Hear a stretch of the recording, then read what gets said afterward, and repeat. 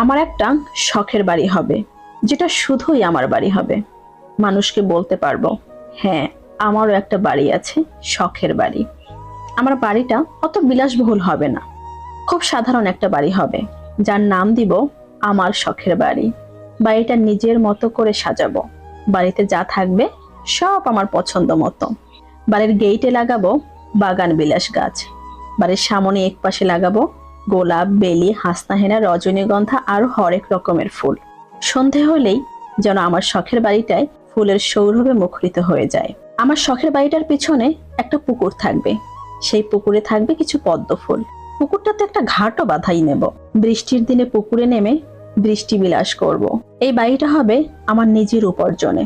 আমার পরে আমার বাড়িটার মালিক হবে আমার মেয়ে, তারপরে হবে তার মেয়ে। যেন আমার মেয়ে কিংবা তার মেয়ে বলতে পারে তারও একটা বাড়ি আছে, নাম তার আমার শখের বাড়ি।